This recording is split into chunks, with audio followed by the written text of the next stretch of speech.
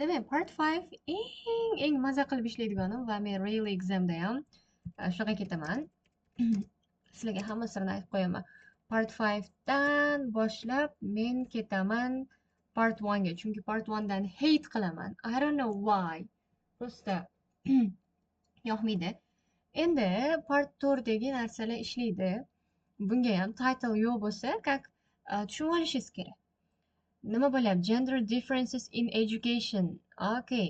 Как qiz bola bilan o'g'il bola ta'lim jihatdan qanaqa bo'ladi? O'sha bo'yicha research bo'lar ekan. Shu endi nima deyapti ekan? Poor performance.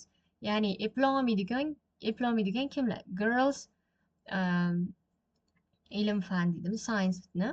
Biz unaqa fan yo'q-ku. Yo bormi? Science, mathsda eplolmaydigan qizlar virtually ignoring the low achievement of boys in reading writing. Okay, reading writingni bolalar eplolmaydi ekan.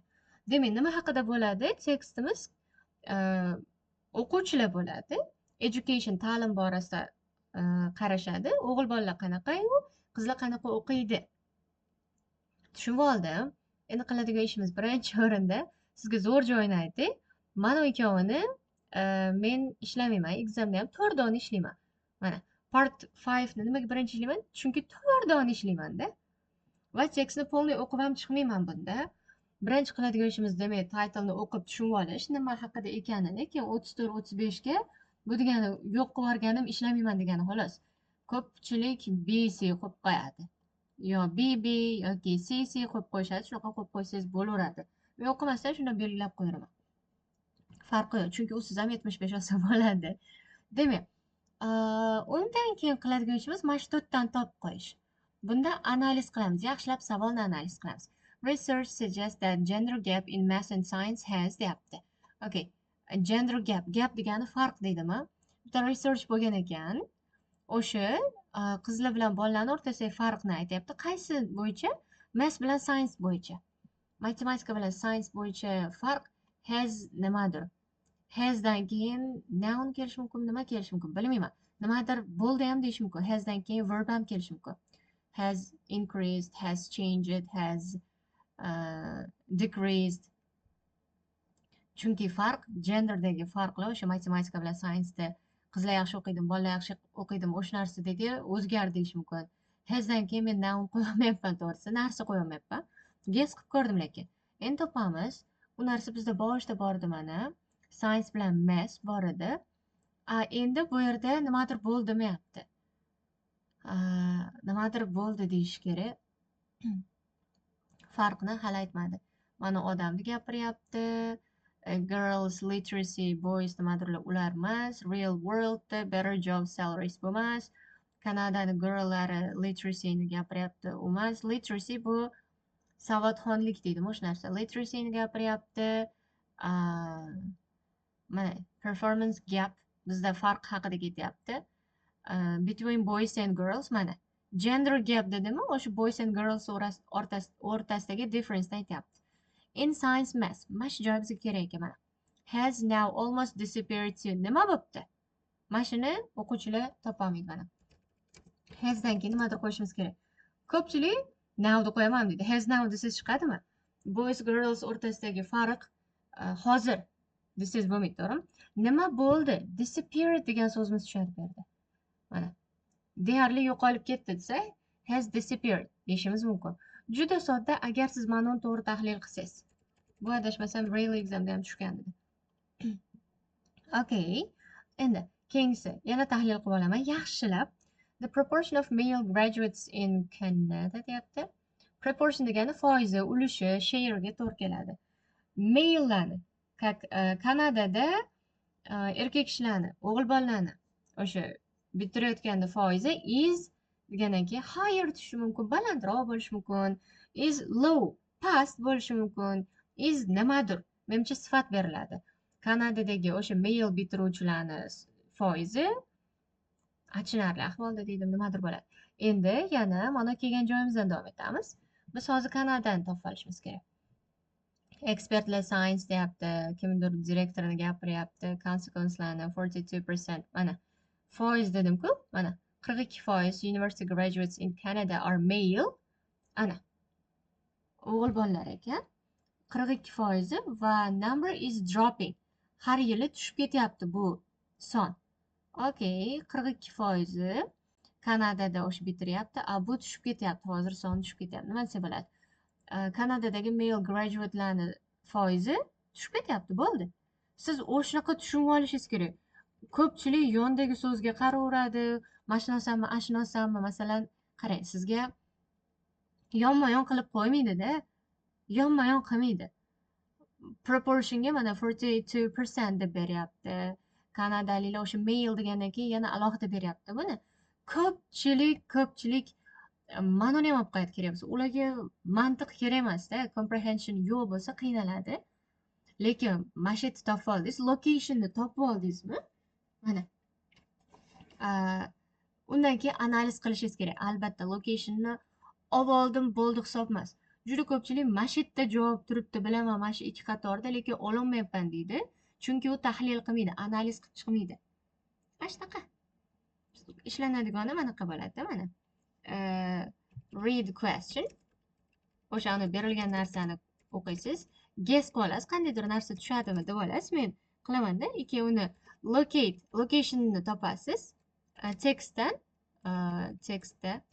in the text deyish kerak. Anyways, keyin analiz qilish kerak. Mana shu usul bilan topaman. Siz ham xuddi shunaqa qilsangiz bo'ladi. O'sha keyingisini ham topdik. Is dropping, tushib ketyapti. Endi whereas girls enjoy reading about nimadir, boys prefer non-fiction. Okay. Whereas degani bu vaholanki degani bu yerda bir paytda desa ham bo'lsa kerak. Boys non-fiction narsalarni afzal ko'radi. Vaholanki qizlarga nimadir haqida o'qish yoqadi.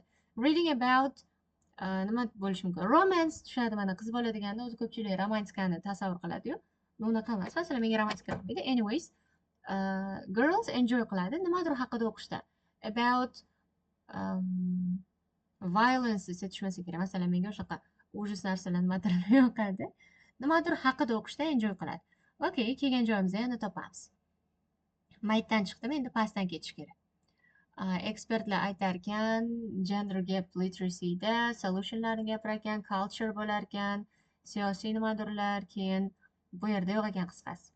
Educatorlar policyni ayblashar ekan, women teacherlarni gapirishar ekan, girls, boys o'qish haqida ketmadi hali.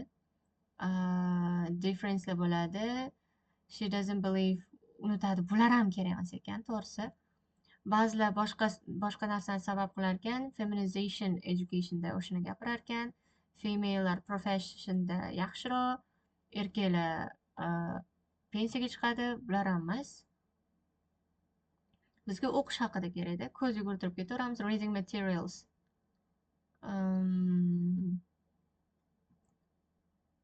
Mana boys reading preferences nimani afzal ko'radi? O'chirib yuboray. Noto'g'ri chizib oldim. Bolalarni o'qish bo'yicha afzalliklari. Factual, instructional nimadirlar. Whereas girls are attached to stories that explore interpersonal relationships. Okay, mana. Demak, factual degani fact degani. O'g'il bolalarga faktga o'xshagan narsalar. Mana non-fiction, fantastika bo'lmagan narsalar yoqar ekan. Qizlarga shunaqa interpersonal relationshiplarni explore qiladigan storylar yoqar ekan. Okay. Mana shundan olsak bo'lsa kerak.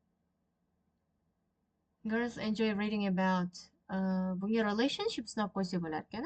Interpersonal relationshiplarni explore qiladigan storylar. Mana unda qarang, storiesni nimaga qo'ya olmaymiz? Bu yerda about bo'lmasligi kerak bu uchun.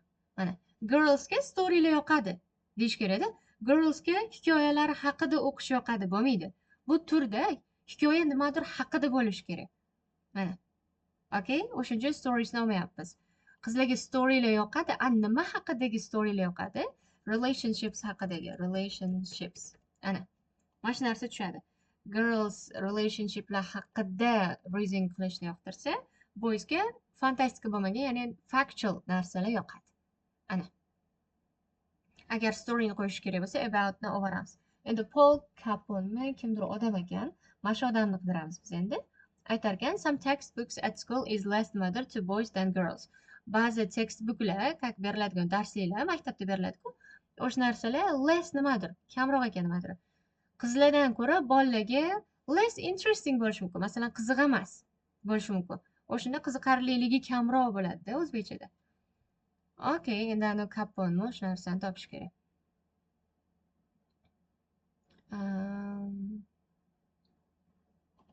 Mana shundan topamizmi?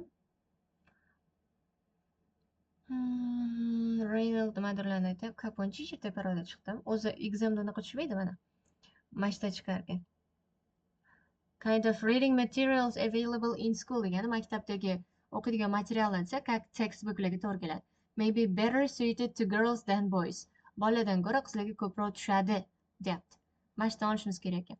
Okay, shu kaponni fikriga ko'ra less suitable deb olaman. Is less suited deyman. Suit degani, mos degani, better degani yaxshiroq degani, to'g'rimi? Xuddi shunaqa. Mosroq, yaxshiroq tushadi, deyapti-da. Endi bu yerga mana men ham o'ylanib qoldim. Ja, o'ylamadim. Maktabdagi textbooklar is less suitable desa zo'r tushardi. Suited deyman ekanda endi. Как mana girlsdan ko'ra boysga tushmayroq turadi mana. G'irt o'zbekchada tushishi kamroq bo'ladi desam tushunmaysiz-ku. O'shuning uchun mosroq emas, mosmas. Mosligi kamroq. Anyways, mana xuddi shunaqa topib qo'ysangiz bo'ladi. Tekstni polni o'qib chiqmadim. Prosta ko'z yugurtirib qidirdim. Keyin mazmunni ham to'liq tushunmadim. Prosta men kerak joyini locate qila olganimdan keyin buni bemalol oldim. That's it. Part 5 eng osoni aslida.